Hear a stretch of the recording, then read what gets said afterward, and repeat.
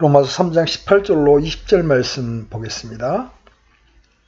그들의 눈앞에는 하나님을 두려워함이 없느니라 함과 같으니라. 이제 우리가 알거니와 율법이 어떤 것을 말하든지 그것은 율법 아래에 있는 자들에게 말하나니 이것은 모든 입을 막아 온 세상이 하나님 앞에서 유죄가 되게 하려 함이니라. 그러므로 율법의 행위로는 어떤 육체도 그분의 눈앞에서 의롭게 될 수 없나니 율법으로는 죄를 알게 되느니라. 아멘. 우리가 로마서 3장 중 이 대목을 마지막으로 연구하게 됨에 따라서 우리는 먼저 그들의 눈앞에는 하나님을 두려워함이 없느니라는 말씀을 살펴보아야 합니다. 이 구절은 사실상 10절에서 시작된 대목에 속하는 것입니다. 사도는 우리에게 일련의 말씀들을 인용하여 온 세계가 죄 아래에 있다는 주장을 입증하기 시작했던 것입니다. 여기서도 역시 그 요점입니다. 사도는 유대인이 이방인과 똑같이 하나님의 진노 아래에 있음을 확증하고 입증하고 있습니다. 우리가 알아본 것처럼 1장 18절 이후 대단한 논증을 펼쳐왔습니다. 상세한 논증들을 다루어 왔습니다. 이제 그는 성경에서 여러 증거들을 제시함으로써 그 문제를 마무리 짓고 있습니다. 성경을 자랑하고 성경을 아는 지식을 자랑하던 유대인들에게는 그 방법을 사용하는 것이 지혜롭고 효과적입니다.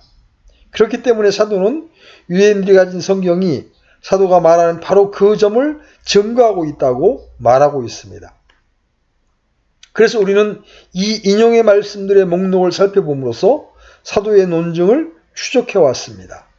우리는 그 인용의 말씀을 세 부분으로 나누었습니다.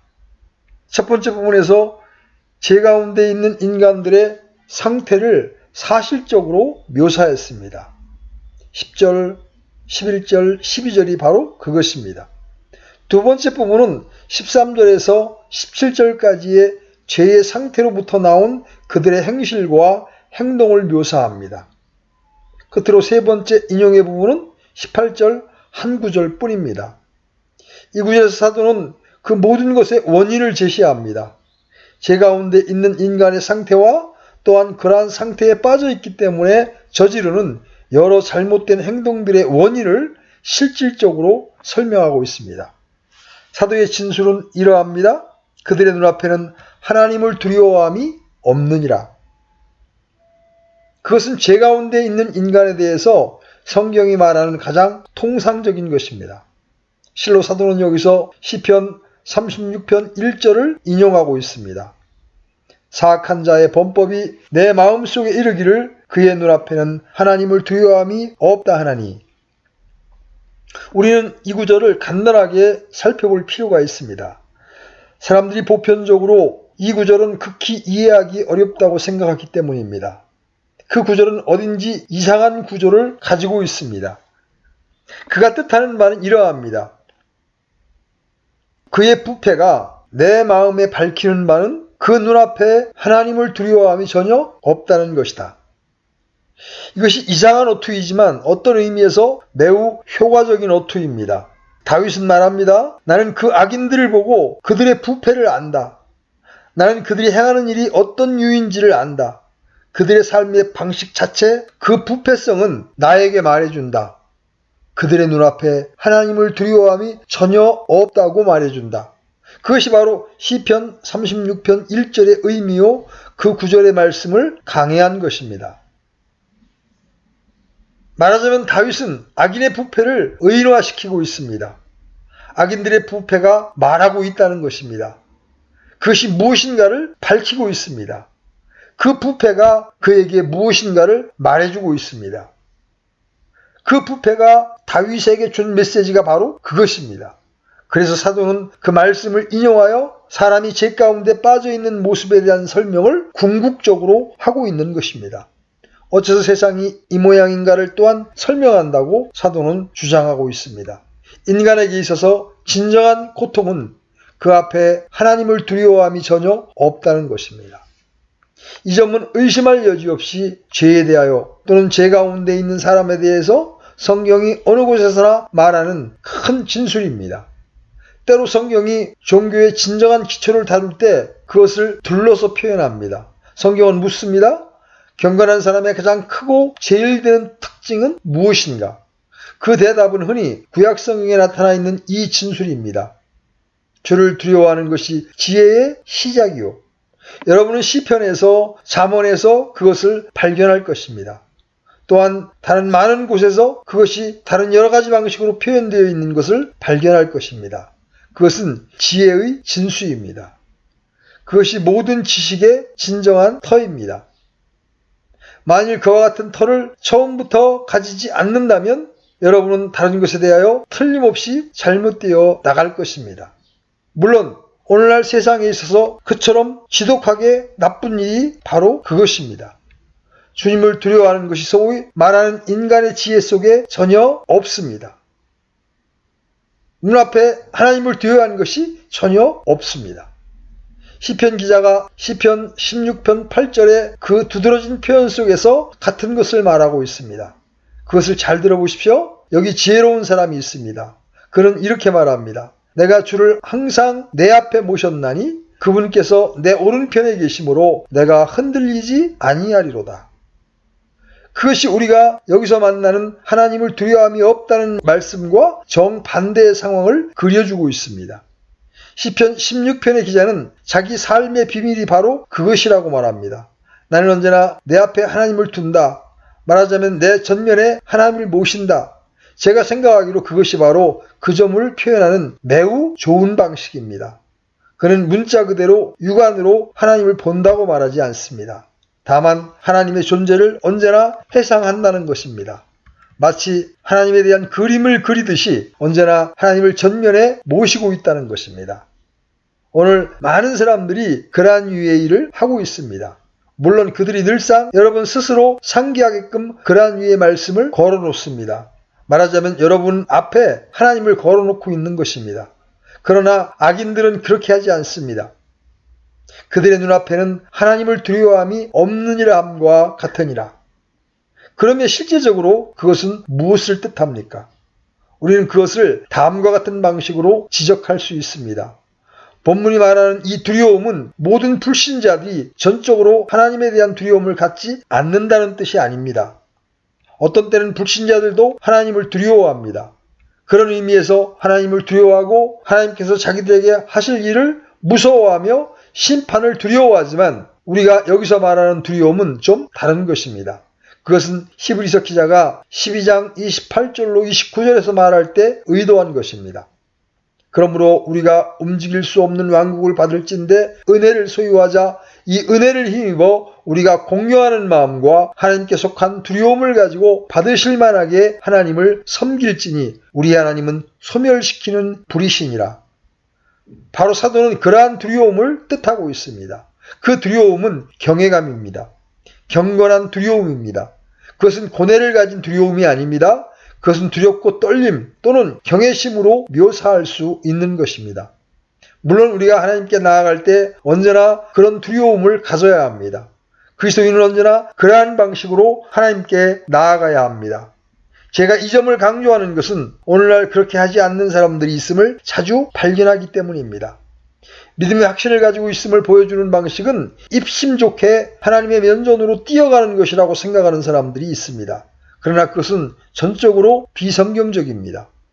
히브리서에서 그리스도인들에게 하나님께 나아가라고 권면하면서 이렇게 말합니다. 우리가 공경하는 마음과 하나님께 속한 두려움을 가지고 받으실 만하게 하나님을 섬길지니 우리 하나님은 소멸시키는 불이시니라. 그처럼 우리 앞에 주님을 언제나 모시는 것은 우리가 언제나 하나님의 위대하심과 하나님의 영광과 하나님의 어미하심에 대한 의식을 갖고 있음을 뜻합니다. 불신자는 그런 의식이 없습니다. 자기 눈앞에 하나님을 두려워함이 전혀 없습니다. 그러나 신자는 정반대입니다. 신자는 이 하나님을 두려워하는 마음, 경건함과 거룩한 두려움이 있습니다. 그러니 우리가 하나님을 알고 우리가 진실로 경건해지면 질수록 자애로우신 하나님이라는 어투를 기도에서 사용하는 일을 더 적게 할 것입니다. 주 예수 그리스도와 같이 거룩하신 아버지여라고 말하는 대로 더 기울어질 것입니다. 하나님의 존재에 대해서 무엇인가를 더 많이 인식하면 할수록 조심스럽게 나아가는 것이 중요함을 더 인식할 것입니다. 하나님께서 모세에게 말씀하신 것을 기억하실 것입니다. 타는 떨기나무 불꽃 가운데 하나님께서 나타나셨고 모세가 알아보려고 그리로 접근하여 갔습니다. 그때 하나님께서는 여기로 가까이 오지 말라. 내가 선 곳은 거룩한 땅이니 내 발에서 신을 벗으라. 바로 그것입니다. 경외심과 하나님의 어무이하심 때문에 거룩한 두려움을 가지는 것입니다. 이 두려움의 또 다른 요소는 하나님을 경배하고 싶은 것입니다. 하나님의 이름을 경외심으로 찬미하고 싶어하는 소원입니다. 그것은 하나님을 영화롭게 하고 하나님과 교통하고자 하는 소원입니다. 영생은 이것이니 곧 그들이 유일하신 참 하나님인 아버지와 아버지께서 보내신 자 예수 그리스도를 아는 것이니라. 우리의 교제는 아버지와 그 아들 예수 그리스도와 함께함이라. 마음에 하나님을 두려워하는 사람은 하나님을 소원하고 하나님의 면전에 있고 싶어하고 그분께 가까이 나아가고 싶어하는 사람입니다. 물론 그 다음의 요소는 하나님께서 온 세상을 심판하시는 심판장이라는 의식입니다. 또한 우리 모두가 그분의 손안에 있음을 의식하는 것입니다. 이러한 생각들이 하나님에 관해 생각할 때 우리의 마음을 얼마나 자주 지배하는지 저는 의심스럽습니다. 다시 히브리서의 말씀을 인용하면 살아계신 하나님의 손안으로 떨어지는 것은 두려운 일이로다. 어째서 성경 중에서 이처럼 위대한 선언들의 말씀들이 오늘날 복음 전도를 할 때 쓰는 현대적 어휘들을 전혀 쓰지 않는지 그 이유를 아시겠습니까? 그것이 바로 기도 생활의 위대한 특징이었고 우리 선조들의 예배의 특징이었습니다. 그것이 사라진 것 같습니다. 그러나 그것이 성경적입니다. 우리의 복되신 구주께서 보여주신 기도 생활에서 그것이 탁월하게 드러납니다. 하나님께서 온 땅을 심판하시는 분이시고 그 심판은 하나님의 집에서 시작되어야 함을 잊지 마십시오. 이 말씀들이 성경의 진술들입니다. 신약시대에 믿는 사람들을 위해서 주어진 진술들입니다. 그러므로 우리는 그 요소를 놓쳐서는 안 됩니다. 아무리 우리가 확신에 넘치고 우리가 은혜의 보좌에 아무리 담대함을 가지고 뛰어나간다 할지라도 하나님의 존재와 성품에 관한 이 엄청난 진리를 훼손시켜서는 결코 안 됩니다. 끝으로 물론 형벌을 두려워하는 요소가 있습니다. 눈앞에 하나님을 전혀 두려워하지 않는 세상 사람들에게 있어서 문제거리는 거만하고 뻔뻔하다는 것입니다. 그런 사람은 성경을 기각시킵니다. 하나님의 이름을 모독합니다. 어떠한 두려움도 없이 죄를 짓습니다. 하나님을 두려워하지도 않고 사람도 두려워하지 않는다고 말합니다. 우리는 얼마나 자주 사람들이 그렇게 말하는가를 알고 있습니다. 물론 그것은 사람의 무지에 기인하는 것입니다. 자기가 말하고 있는 것이 무엇임을 진실로 인식하지 못합니다. 하나님에 관한 어떤 것을 알기만 했다면 즉각 침묵을 지킬 것입니다. 하나님의 위대하심에 대한 인식이 전혀 없습니다. 또한 하나님을 소원하지도 않고 하나님이 자기를 심판하시는 분임을 인식하지 못합니다. 자기가 결국 죽게 되면 마지막 최종 심판을 받아야 할 것도 인식하지 못합니다. 그리고 우리 주께서 말씀하신 대로 몸뿐 아니라 몸과 혼을 멸하여 지옥에 던지시는 권세를 가지고 계시다는 것을 생각지 않습니다. 그 얼마나 무서운 사상입니까? 그러나 그것은 죄를 깨닫지 못한 그리스도인들이 아닌 사람들의 처지입니다. 그 이유 때문에 그들의 마음은 그 모양으로 존재하고 있으며 그러한 일들을 행하는 것입니다. 그것이 전쟁의 원인입니다. 그것은 우리가 이 인용의 말씀들을 훑어 살펴보면서 알았던 가공할 모든 일들의 원인입니다. 그것은 정욕과 탐욕의 원인이요 불법의 원인입니다. 그것은 이 나라의 시궁창 같은 사람들의 삶의 원인이요 다른 모든 나라에서 지금 이 시간 살고 있는 사람들의 비참한 삶의 원인입니다. 그들의 눈앞에 하나님을 두려워하는 것이 전혀 없습니다. 그 모든 사실에 대한 궁극적인 설명이 바로 그것입니다. 이렇게 해서 구약에서 인용한 말씀들의 위대한 사슬, 이 위대한 목록을 숙고하는 일을 마치게 되었습니다. 이제 우리는 19절과 20절을 생각하게 되었습니다. 이 두 구절은 스스로 서 있는 구절들입니다. 이 구절들은 대단히 중요합니다. 왜냐하면 그 구절들에서 사도는 매우 여러 가지 일을 하고 있기 때문입니다. 첫째로 자기가 인용해왔던 말씀들을 요약하고 있습니다. 또한 그 인용의 말씀들을 기초로 해서 진술하고 있습니다. 그러나 그 두 구절은 그것만이 아닙니다. 동시에 1장 18절에서 시작했던 전체 주제를 요약하고 있습니다. 우리는 결코 그 사실을 간과해서는 안 됩니다. 바울의 위대한 논증은 1장 18절에서 계속되어 3장 20절까지 줄곧 내달았습니다. 바울의 논증 속에서 테마는 하나밖에 없습니다. 곧 불의 안에서 진리를 붙잡아두는 사람들의 모든 경건치 아니한 것과 불의를 대적하여 하늘로부터 계시되는 하나님의 진노입니다. 저는 여러분에게 상기시켜드리고 싶습니다. 사도는 1장 18절의 진술이 입증될 수 있는 진술이고 이방인들이나 유대인들 모두에게 해당된다는 것을 증명하기 위해서 시작했던 것입니다. 자, 그런 다음에 사도는 말합니다. 내가 내 모든 논증을 제시하였다. 나는 내 증거를 상세히 밝혔다. 내가 말한 것이 이것이다. 이제 우리가 알거니와, 이 말은 이 점에 대해서 더 이상 논증할 필요가 없다는 것이죠. 그런 다음에 이어집니다. 율법이 어떤 것을 말하든지 그것은 율법 아래에 있는 자들에게 말하니 이것은 모든 입을 막아 온 세상이 하나님 앞에서 유죄가 되게 하려 함이니라. 그러므로 율법의 행위로는 어떤 육체도 그분의 눈앞에 의롭게 될 수 없나니 율법으로는 죄를 알게 되느니라. 이 두 구절은 사실상 참으로 중대한 구절입니다. 사도가 21절에서 펼쳐 보이기 시작하는 위대한 교리를 이해하는 데 있어서 진수가 됩니다. 사도는 이제 믿음으로 의롭다함을 받는다는 중심적인 교리를 다루려고 하고 있습니다. 또한 그 문단에 포함된 속죄의 위대한 교리를 다루려 하고 있습니다. 만일 이 두 구절의 논증을 이해하지 못하면 우리는 결단코 그 교리를 이해하지 못할 것입니다. 그러므로 우리는 시간을 들여서 이 두 구절을 생각해 보아야 합니다. 첫째로 19절의 말씀입니다. 이제 우리가 알거니와 율법이 어떤 것들을 말하든지 그것은 율법 아래에 있는 자들에게 말하나니 이것은 모든 입을 막아 온 세상이 하나님 앞에서 유죄가 되게 하려 함이니라. 이 점에 있어서 전혀 큰 어려움이 없습니다.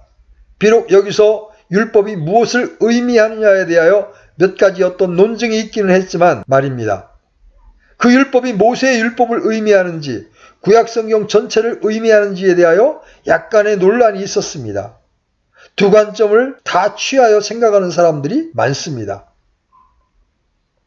저 개인적으로 문맥을 따라 보면 구약성경 전체를 뜻하는 것이라고 주장하는 사람들과 의견을 같이 합니다. 사도는 2절에서 말하기를 유대인에게 있어서 큰 이점 가운데 하나는 자기들에게 하나님의 말씀이 맡겨졌다는 것이라고 하였습니다.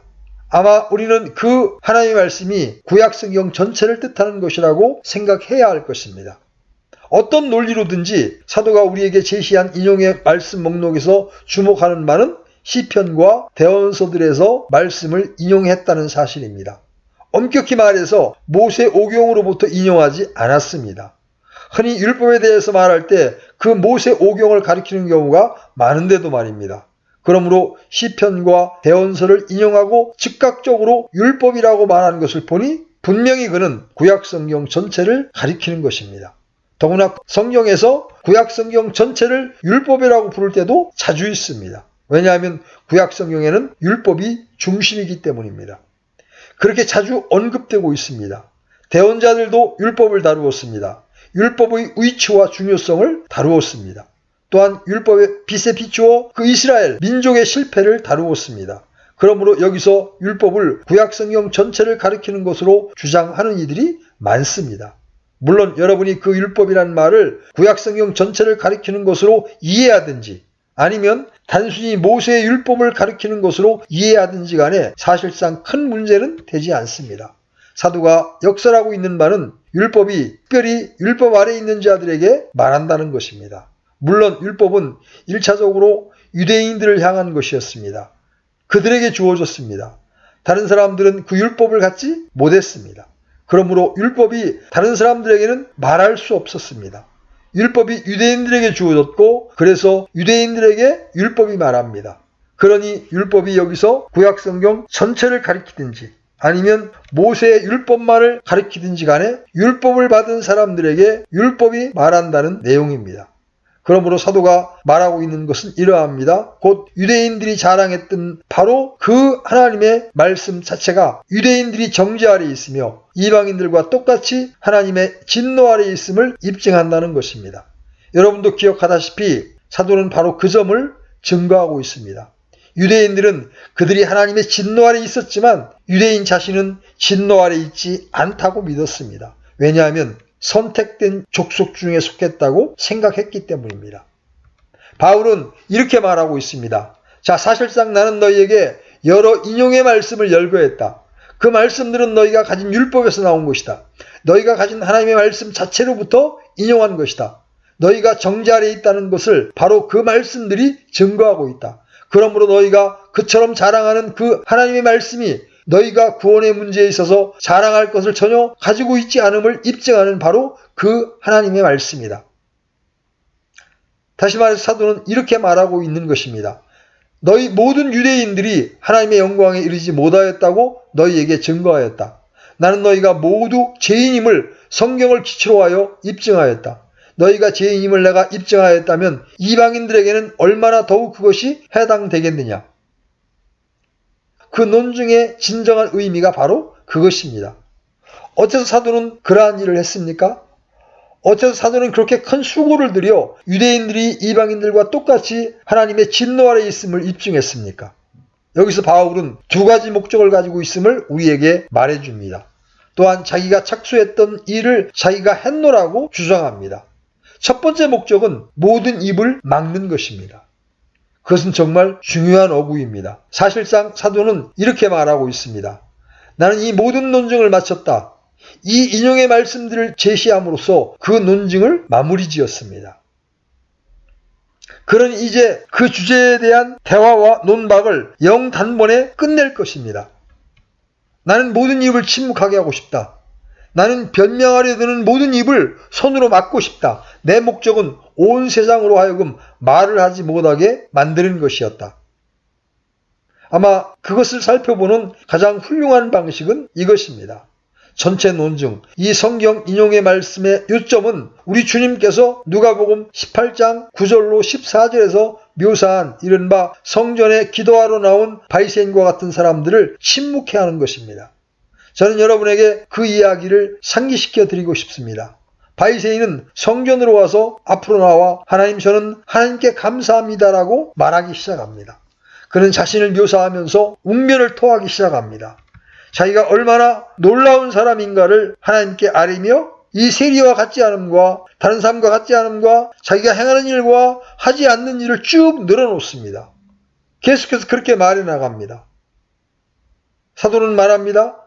내 목적은 바로 그와 같은 사람들을 잠잠케 하는 것이다. 모든 입을 막으려 함이라. 그것이 하나님께 나아가는 방식이 아닙니다. 바리새인의 방식은 하나님께 나아가는 방식이 아닙니다. 하나님께 나아가는 바른 방식은 세리의 방식입니다. 세리는 멀리 서서 감히 눈을 들어 하늘을 우러러보지도 못하고 다만 가슴을 치면서 하나님께 아뢰었습니다. 불쌍히 여기어 주옵소서. 나는 죄인이로소이다. 또 다른 신뢰는 소위 부자 청년의 경우입니다. 그 사람은 말을 하고 싶어 견딜 수 없는 사람입니다. 내가 어릴 때부터 그 모든 것을 지켰나이다. 그는 그것에 대해서 모두 다 알고 있었다는 식으로 말합니다. 그가 말하고 싶어 견딜 수 없고 자신의 정당성을 입증할 준비가 되어 있습니다. 여러분은 그를 다루시는 우리 주님의 방식을 주목하셔야 합니다. 주님께서는 그 사람이 잠잠토록 하는 방식으로 그에게 말씀하십니다. 내가 그 모든 것을 행하였나이다 라고 그 사람이 말합니다. 그러나 우리 주님께서 말씀하십니다. 내게 아직도 한 가지 부족한 것이 있으니 내가 가진 모든 것을 팔아 가난한 사람들에게 나누어 주라. 그리하면 하늘에서 내게 보화가 있으리라. 그리고 와서 나를 따르라. 그 사람은 할 말이 없었습니다. 다만 근심하면서 돌아갔습니다. 무슨 일이 일어났습니까? 그의 입이 막아졌습니다. 그는 논증으로 가득 차 있는 사람이었고 자기가 옳다고 변명함으로 자신을 의롭다고 하는 그러한 정신으로 충만한 사람이었습니다. 자기가 마땅히 행해야 할 것이 무엇이냐고 묻는 사람입니다. 그는 자랑으로 가득 찼습니다. 그러나 우리 주님께서는 그의 입을 막으시는 방식으로 말씀하십니다. 우리가 쭉 살펴나온 이 위대한 대목의 성경 전체의 가치는 바로 그 일을 하는 데 있습니다. 우리로 하여금 말을 하지 못하게 하십니다. 자신을 드러내고 싶어하며 내가 이런저런 일을 했다고 자랑하고 싶어하는 사람의 소원을 걷어내는 것입니다. 이 두 구절은 말하기를 잠깐 기다리라. 너희가 이것을 잊었느냐? 모든 입이 막혔습니다. 이제 더 이상 따지고 들 것이 없습니다. 모든 논증에 대한 해답이 주어졌습니다. 우리가 딛고 선 땅이 꺼져버렸습니다. 우리가 할 말이 없게 되었습니다. 그러면 이 성경이 어떻게 이러한 일을 했습니까? 다음과 같은 방식으로 그러한 일을 했다고 저는 여러분에게 제시하는 바입니다. 이 위대한 전체 논증을 요약하면서 하나님이 어떤 분이심을 성경은 보여주었습니다. 왜냐하면 우리 모두에게 있어서 고통거리는 하나님을 알지 못하는 것이기 때문입니다. 욥이 얼마나 놀라운 말을 하는 자였으며 얼마나 많이 부르짖었습니까? 내가 알았으면, 내가 하나님을 만날 곳을 알았으면. 욥은 사실상 이렇게 말했습니다. 바로 그것이 내 고민거리다. 만일 내가 하나님께 이를 수 있어서 그분께 아뢰어 내 사정을 말씀드릴 수만 있다면, 그러나 나는 그분을 찾을 수 없구나. 분명히 어느 누군가가 계시다.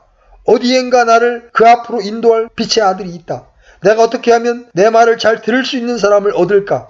내가 여기서 고통을 당하고 있다. 내 사정을 진술할 수만 있다면 나는 정말 어려운 때를 지나고 있다. 그런 다음에 욥이 하나님의 면전에 서게 되는 때를 맞게 되었습니다. 하나님께서 그에게 말씀하시기 시작하셨습니다. 여러분도 그때 일어난 기이한 일을 기억하십니까? 욥이 자기 손으로 입을 가렸습니다. 자기 입을 막은 것입니다. 내가 귀로 듣는 것을 통해 죽게 대하여 들었사오나 이제는 내 눈으로 주를 배옵나이다. 하나님의 면전으로 나아가서 하나님의 영광과 위대함과 하나님의 위엄과 거룩을 인식하였을 때 그 가련한 욥은 한마디도 하고 싶지 않았습니다. 자기 손으로 입을 가렸습니다. 그는 이제까지 자기가 어리석고 분별 없이 말해온 것을 알았습니다. 그는 하나님께 대한 이론적인 지식을 가지고 있었지만 이제는 하나님의 면전에 서 있습니다. 그는 자신의 입을 막았습니다. 만일 저와 여러분이 우리가 수고에 나온 1장 18절에서 이제까지의 모든 구절들을 진실로 이해했다면 마땅히 우리는 입을 막아야 합니다. 우리는 또한 우리의 삶 속에서 하나님이 요구하는 것이 무엇임을 압니다. 이 구절들에서 우리에게 표준을 보여줍니다. 하나님의 표준은 하나의 소극적인 것이 아닙니다. 단순히 교회 밖에 있는 사람들보다 우리가 더 선해져야 한다든지 교회 안에 있는 현대주의자들보다 더 나아야 한다는 식이 아닙니다. 하나님께서 제시하시는 표준은 적극적인 표준입니다. 누가복음 10장 27절은 이렇게 말씀하십니다. 너는 내 마음을 다하고 혼을 다하고 힘을 다하고 생각을 다하여 주 내 하나님을 사랑하고 내 이웃을 내 자신과 같이 사랑하라 하였나이다. 그것이 바로 하나님이 요구하시는 수준임을 인식하는 순간 할 말이 없습니다. 모든 입이 닫혀집니다. 다른 사람들보다 선해지는 것은 훨씬 더 쉬운 일입니다. 그러나 하나님께서 세우신 시금석은 그것이 아닙니다. 하나님께서 세우신 시금석은 하나님의 총체적인 요구입니다. 여러분도 주목하다시피 성경은 우리를 탐사해왔고 우리의 마음을 분석해왔습니다.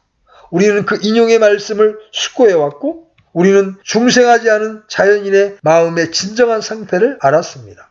우리는 무엇을 발견했습니까? 의로운 사람은 없나니 단 한 사람도 없도다. 깨닫는 자도 없고 다 치우쳐. 우리는 열린 무덤을 발견하였고 속임을 베푸는 혀를 발견하였으며 입술에 독을 머금은 것을 알았고 저주와 악독이 가득 찬 입을 발견했으며 피 흘리기에 빠른 발을 발견했습니다. 우리 모든 길에 파멸과 고통이 있습니다. 평강도 없고 하나님을 두려워함도 없습니다. 우리는 우리 자신과 인류 전체를 알았습니다. 여러분이 이러한 것들을 알 때 여러분은 말하고 싶지 않을 것입니다. 그렇죠? 하나님의 면전에서 우리는 침묵합니다. 우리 자신의 마음이 검은 것을 보고 우리는 침묵합니다. 만일 우리가 그처럼 검고 비열하고 곤고하고 소망 없는 사람들이라면 다른 사람보다 조금 더 착해서 무슨 소용이 있겠습니까? 바로 그것이 성경의 효과입니다. 바울은 말하기를 나의 최초의 동기는 바로 그것이다. 모든 입을 막으려 합니다.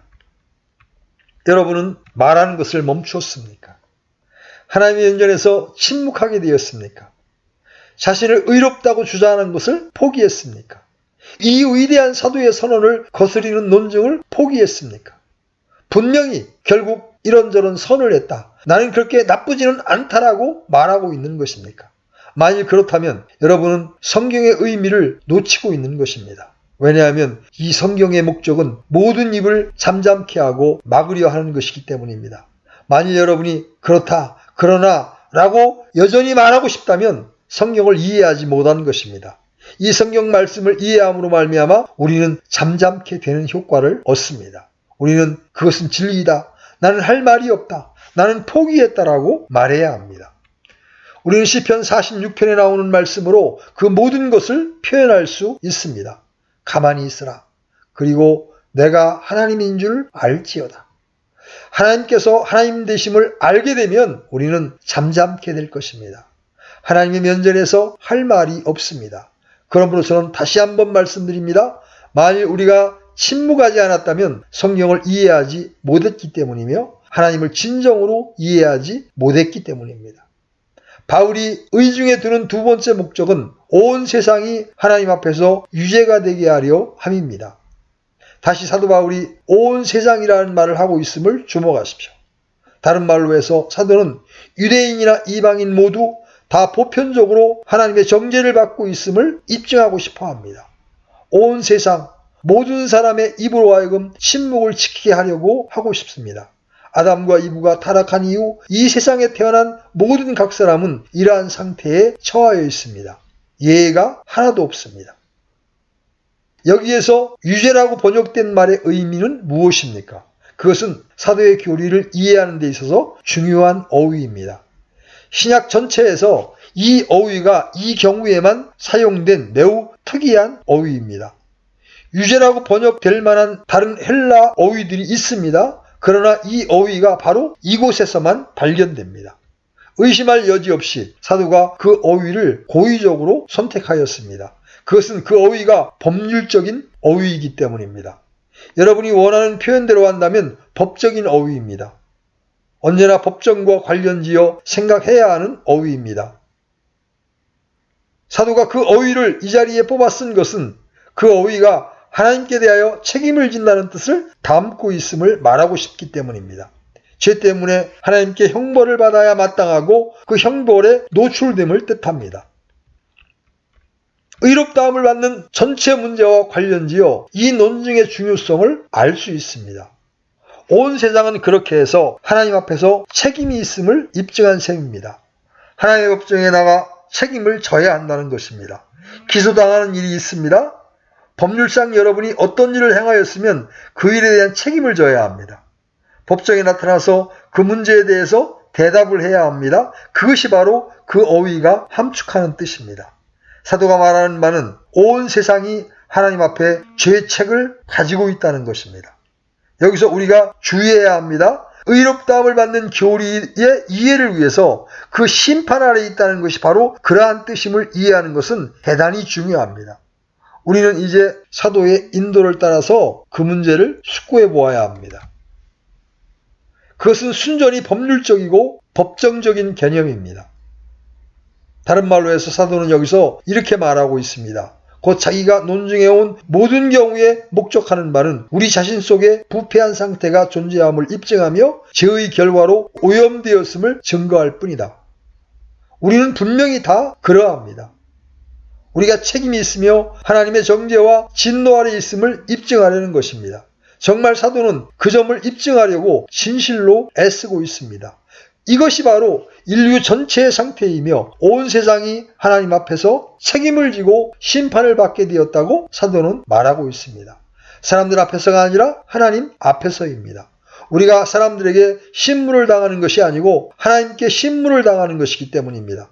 온 세상이 책임 아래 있으며 어떠한 변명도 하지 못할 죄책 아래 있음을 사도는 입증해 왔습니다. 바로 그 점을 사도는 말하고 있습니다.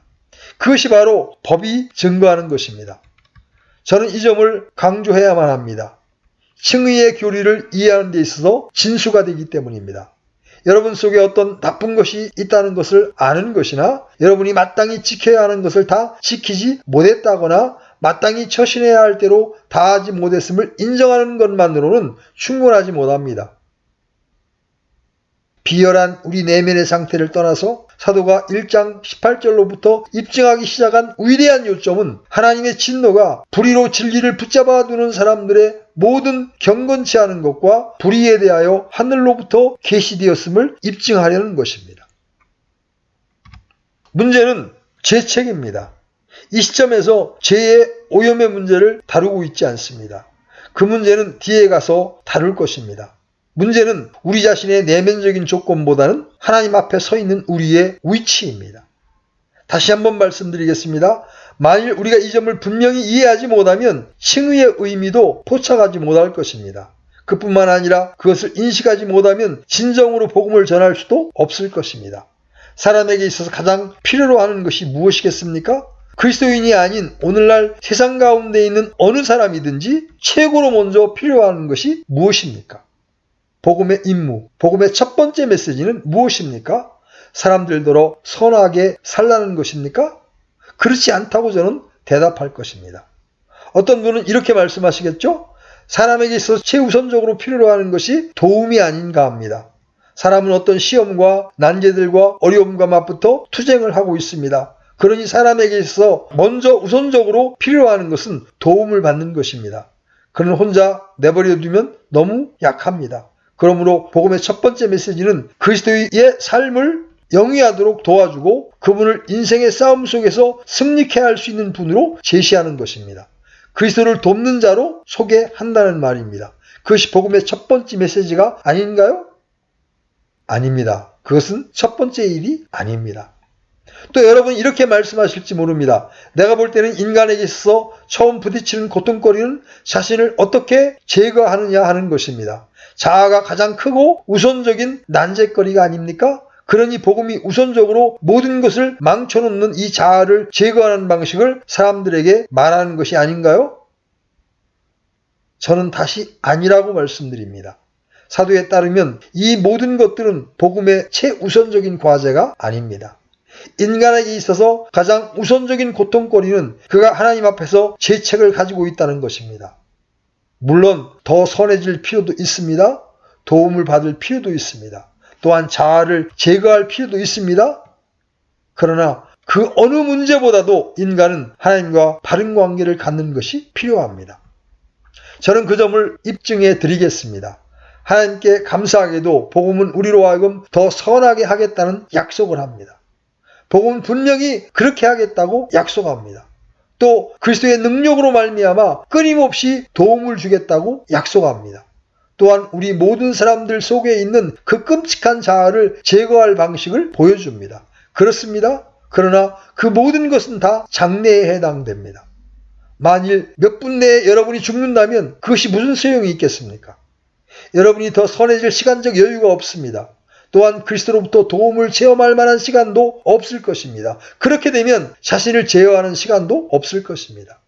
만일 여러분이 십자가에서 죽어가는 강도의 입장에 있다고 생각해 봅시다. 그 사람은 정말 짧은 시간 안에 죽어갈 사람입니다. 그렇다면 어떻게 되겠습니까? 여러분도 알다시피 여러분과 하나님의 관계로부터 출발해야 합니다. 그것이 바로 인간의 최우선적인 고통거리고 제일 되는 문제입니다. 인간이 죄인이라는 것도 사실입니다. 하나님의 면전에서 죄책을 가진 죄인입니다. 먼저 다루어야 하는 것이 인간의 죄책입니다. 그는 책임을 져야 합니다. 그는 이 생을 벗어나서 다음의 내세로 가야 합니다. 그는 하나님 앞에 서게 됩니다. 그러한 일은 어느 순간에든지 일어날 수 있습니다. 그러므로 그것이 맨 앞에 와야 합니다. 그러면 어떻게 해야만 하나님과 올바른 관계를 맺을 수 있습니까? 하나님의 면전에서 내가 어떻게 설 수 있습니까? 그것이 제일 되는 문제입니다. 그러므로 사도가 어째서 그 문제에 그처럼 큰 강조점을 두는지 그 이유를 알게 됩니다. 사도는 사실상 이렇게 말하고 있는 것입니다. 나는 이 모든 논증과 이 모든 인용의 말씀을 통해서 입증하려고 했던 것이 있다. 너희가 하나님 앞에 설 때 너희는 잠잠해진다는 것을 입증하려고 했다. 너희가 죄의 책임이 있음을 인식한다. 거기에 하나의 요구가 있고 그 요구에 대해서 너희는 대답할 수 없다. 그것에 대해서 아무것도 할 수 없다. 너희는 책임을 져야 한다. 율법을 몰랐다고 해도 소용이 없다. 모세를 통해서 율법을 가졌든 아니면 마음속에 이 도덕적인 의식을 갖고 있든지 간에 책임을 져야 하기 때문이다. 너희는 책임을 질 수 있는가? 그럴 수 없다. 다른 말로 해서 너희는 심판 아래 있는 것이다. 이것은 모든 입을 막아 온 세상이 하나님 앞에서 유죄가 되게 하려 함이니라. 여러분, 이 점을 잊지 맙시다. 첫 번째 문제는 그 정죄를 어떻게 피하느냐 하는 것입니다. 그러니 여러분이 어떤 높은 도덕적이고 선하고 자애로운 사람에게 말할 때, 다시 말하면 다른 사람에게 어떤 해를 끼치지는 않고 언제나 선을 행하나 주 예수 그리스도를 믿지 않는 사람에게 말할 때 다음과 같이 말해야 합니다. 당신 눈앞에는 하나님을 두려워함이 있습니까? 당신은 어떻게 하나님 앞에 서렵니까? 그들의 삶에 대해서 말하지 마십시오. 심판날에 하나님과 얼굴을 대면하여 서게 될 그들의 자세와 입장에 대해서 말하십시오. 다른 모든 자들과 함께 그런 사람들도 제 책 아래 있으며 거기에 대해 책임을 질 수 없습니다. 모든 사람이 죄를 지었으므로 하나님의 영광에 이르지 못하더니 온 세상이 하나님 앞에서 제 책을 갖고 있습니다. 그리스도의 복음이 행하는 첫 번째 사항은 우리로 하여금 임박한 진노를 피하게 하는 것입니다. 그러므로 우리가 함께 숙고해 버리는 이 위대한 교리들을 이해해 나갈 때 우리는 하나님 앞에 겸손하게 엎드려 하나님의 거룩한 면전에서 우리가 무슨 말을 해야 할지 알지 못함을 솔직히 고백해야 합니다. 우리는 모두 이러한 많은 말을 한 데 대한 책임을 져야 합니다. 우리는 바리새인과 같았습니다. 우리 자신을 변호하고 우리 자신이 정당함을 입증하려고 애썼습니다. 우리로 하여금 그러한 일에 종식을 고하게 하시고 우리가 아무것도 할 수 없음을 알게 하신 하나님께 다시 감사합시다. 우리가 하나님 앞에서 다른 모든 자들과 똑같이 죄의 책임을 갖고 있음과 우리 혼자 내버려 두면 어떠한 답변도 할 수 없음을 알게 하신 하나님께 감사합시다. 우리가 하나님의 거룩한 면전에 나오게 될 때 우리가 마음으로부터 이렇게 말할 수 있음을 감사합시다. 굳건한 반석 되시는 그리스도 위에서 내가 서니 다른 모든 땅은 가라앉는 모래일세. 우리는 오직 유일한 구주 되시고 오직 우리의 유일한 답변 되시는 그 그리스도로 말미암아 하나님께 감사합시다. 그리스도의 피로 말미암아 하나님께 감사합니다. 그 피로써 우리가 아직 죄인 되었을 때 하나님은 자신과 우리를 화해시키셨습니다. 그리고 우리는 마음 깊은 데서부터 우리의 겸허한 찬미를 받아주십사 하고 하나님께 간청 드릴 수 있습니다. 오늘은 모든 사람이 죄인이라는 부분들을 살펴보았습니다.